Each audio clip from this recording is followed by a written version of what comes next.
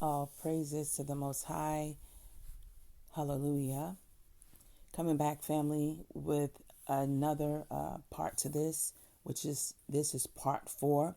Exterminate all the brutes.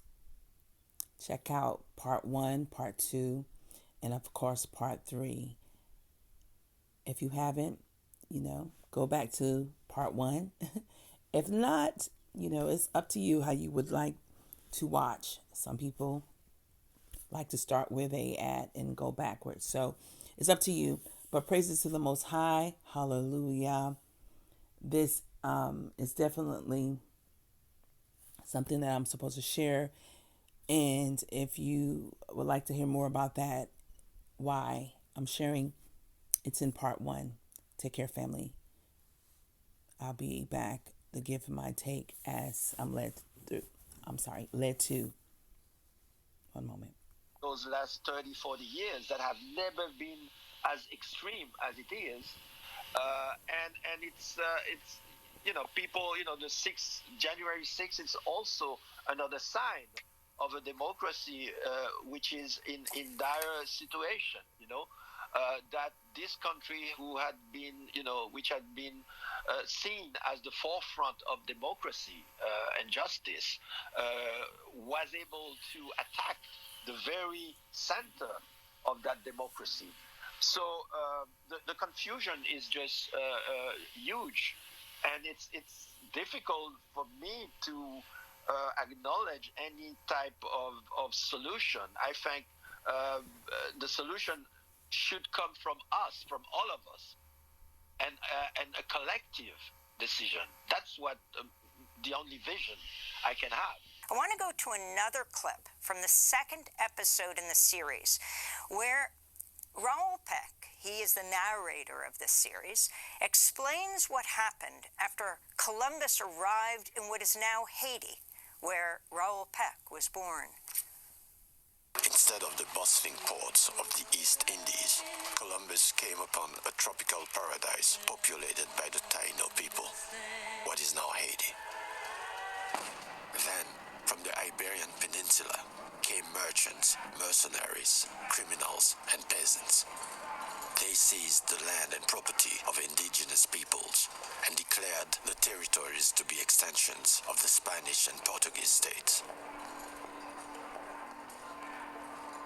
These acts were confirmed by the monarchies and endorsed by the papal authority of the Roman Catholic Church. That's more or less the official story. And through that official story, a new vision of the world was created.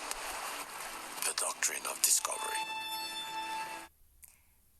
That's a clip from Exterminate All the Brutes, the 18th century known as the Age of Revolutions, but we often associate this time with the American Revolution or the French Revolution, not the Haitian Revolution, which was led by black slaves, the first country in the Western Hemisphere to be born of a slave uprising.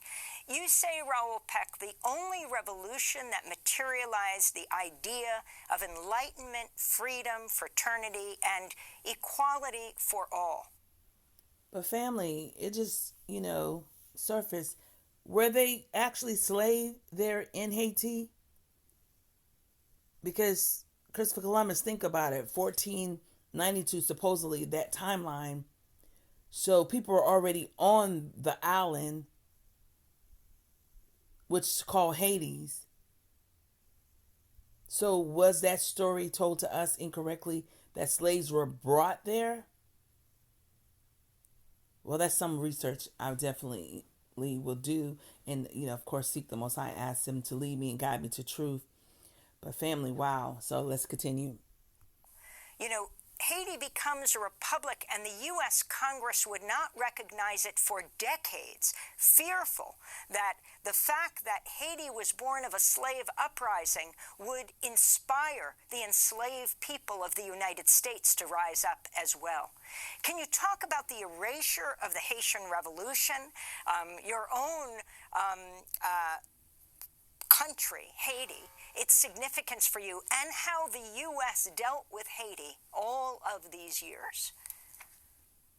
Well, the best words for this is what Michel Rolf Trouillot have written about silencing the past.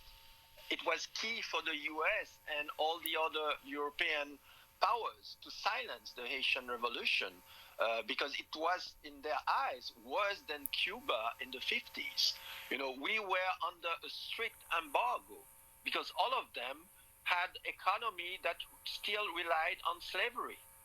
And Haiti was the worst example they could have. And Haiti was also beating them in terms of their own ideology of enlightenment.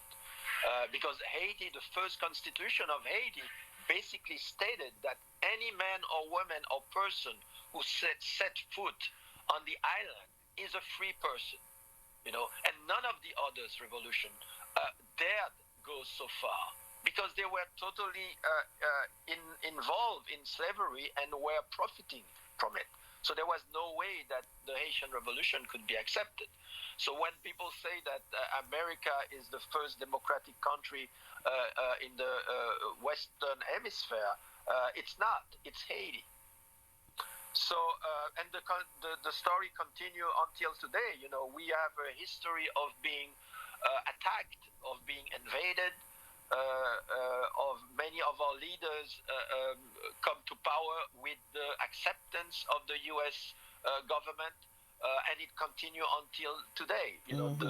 Basically the last two presidents we had came into thanks to the support of the U.S. Government. So we have, unfortunately, a long story of abuse from the United States and also of resistance. And that explains that we are still in captivity. We have not been redeemed yet because we still under the thumbs or the finger of others that has ruled over us back then and still yet this day. We getting there, family. We got to see that there's a light at the end of the tunnel. We have to know that the Most High is working things out.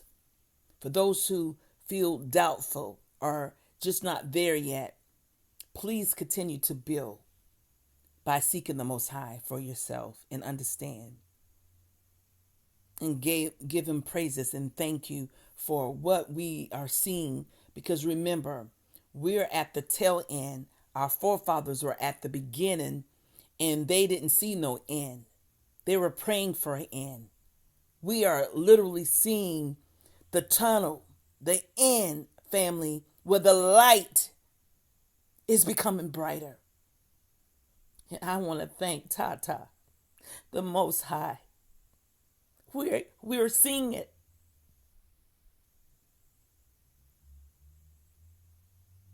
He said what he said, that we will be scattered. We will go into slavery. Or ones will come and take over the land wherever we may be. And they'll rule. But then he will come back. And he will relieve us. He will redeem us. He will rescue us from out of the hands of our enemies. That's why they are called our enemies. But ones want to get offended. When you look at someone who's ruling and because the color of their skin makes them a part of a system, and you want to say, well, they could be, or they are my enemies, and people want to get offended, we must understand why Father called them our enemies. You might say, well, ones look like them but don't act like them. Well, take it for this. Then we're not talking to you. We're grateful for whatever and however the Most High have touched you for you to be outside of that rim. But you must submit by your color. You have benefited from it. And that's what you need to start with and understand from my point of view. They name strong words in the Bible to have us to be fearful of an entity But the fearful of the entity was literally being fearful of the Most High, but thinking that it was an entity outside of the Most High controlling things, and that was not true. Never was true. That entity is of the Most High, that Father would actually put upon one or put surrounding of one to carry out his deeds according to his purpose. So when you see in the Bible the word demon or devil or Lucifer or Satan, it's speaking of real people with a real heartbeat, that their blood is pumping through their veins. And they are being used as a vessel to carry out our afflictions and the destruction that has happened upon this earth. They were chose for a little span of a window. And their time is coming to an end. As we rise, they will come to a place where they will not be in rulership in the manner anymore. And it's happening. Let's continue. Because one thing that we can say is that the Haitian people were always, whether it take 30 years, 5 years, or 2 years, they always make sure that they can get rid of those corrupt leaders.